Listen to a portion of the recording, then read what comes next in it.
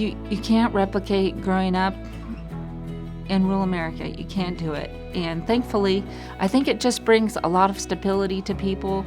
I know sometimes people dismiss our ideas or our lifestyle, but they should really come and experience it. Rural America is just a foundation, and it's always great to come back to that foundation. It's great to go out and see new things and see what's going on somewhere else, but it's great to come back to the foundation. The Rural Messenger is a foundation.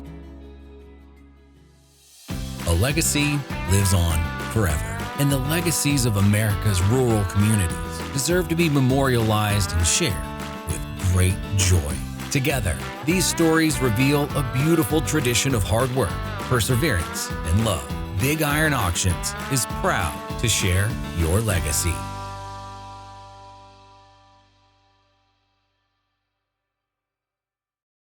In the small town of Haven, Kansas, there's a newspaper that's been running over 20 years strong. The Rural Messenger is a easy-read rural publication in central Kansas. And it is a place where farmers and rural communities come together to share ideas, recipes, and information. The founder of the Rural Messenger was Mike Alpers. In the very beginning, it was mainly just Mike and I. And we would work on newspaper layout. We would do the midnight oil. We would work late, and we'd send the paper off to the press. Sometimes at midnight. Mike found a niche when he started the Rural Messenger. For example, you pick up any newspaper today, whether it's a Wichita Eagle or a small town Haven paper, and the headlines will be something about what's going on in Washington, D.C., or somebody's murder trial or something. One of the things that makes the Rural Messenger different is look at the headlines in this one. Kansas farm dog wins national competition. What we call easy reading, or pleasant things to read, enjoyable stories. People love following our writers. They followed us for years. It's just a great, enjoyable paper to read. Take a recipe from our newspaper and make that for dinner tonight. And I just think it's an easy read. I think it's an escape. Rural America, farmers, ranchers, this is the kind of stuff that rings true to them. This is the kind of stuff that makes the Rural Messenger different than other papers and makes it interesting to rural America. There's an expectation people have every time they get the paper. There's a standard that we always bring to our readers.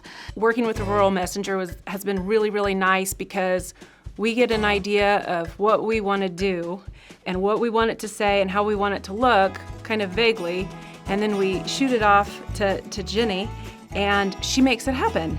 And it's just kind of like magic. The best part about our paper is our readers, and along with our columnists and also our advertisers. They all three work together to bring a great product, and it greatly benefits many people.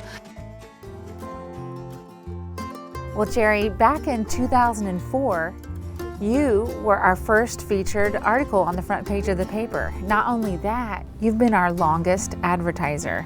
Can you tell me a little bit more about Howard's? Well, we've been in business for 125 years. Wow. We're a very small business, and we're surrounded by huge dealers.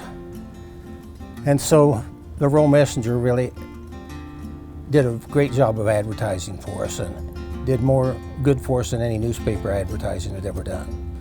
And so we started with them, and we had great results, and we've been with them ever since. Well, Jerry, definitely one of the best things about our paper is not only our readers, but it's definitely our advertisers. And I appreciate you being part of our paper all of these years. The Rural Messenger had become a successful publication, and the future looked bright, when sadly, the talented, high-energy innovator, Mike Alpers, was stricken with cancer. Mike passed away in April 2022.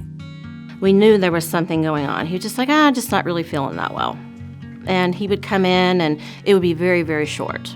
And we saw him less and less and less, and our 30 seconds or less turned into, can you stop by the house? And that's when we knew. Didn't feel great. So, we'll leave it at that, on his sickness and passing. I tried to help him as much as I could and get him to those doctor's appointments, and we tried to find out what was happening, what was going on, but it just seemed to all of a sudden, it came to a real head in a very short time. And when Mike passed, that was obviously extremely hard for us. I feel that he had prepped the three of us girls for taking care of the business so he could retire and fish. So we were prepped that way, but we were not prepped for the disappearance of his presence.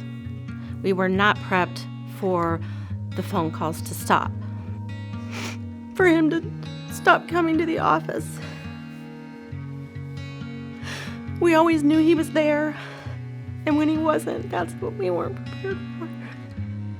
Though Mike is gone, his legacy is continuing through the people he's inspired and the universal love of the rural messenger.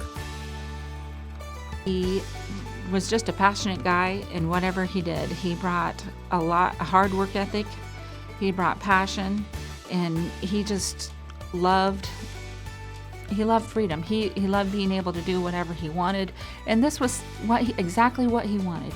If you look at all the things Mike did, from being mayor in the small town of Haven, to starting Rural Messenger from nothing and building it into a great organization, and then being the caring guy he is, he willed it to the people that worked in the business. That's pretty impressive. But as big as Mike was in his talents and his confidence, he cared about little people. Mike was just a natural leader. Like, if you had a son and he turned out like Mike Alfers, that'd be amazing. He just was so instrumental, I guess, in helping me brand myself. You know, with Big Iron, I was looking for ideas, figuring out ways to get my name out there and build my territory and my business. And yeah, he was just very instrumental in doing that. We feel like the Rural Messenger is Mike's legacy, and we have every intentions of keeping that going for Mike. I would say that Mike's legacy is to continue to provide an easy read to rural America and beyond. There's people that they look forward to the day the Rural Messenger comes out. It's Mike. It's Mike. He made it to last, and that was incredibly important to him because, as I mentioned, he understood the value of free press, and he made plans for it to continue on as forever, possibly.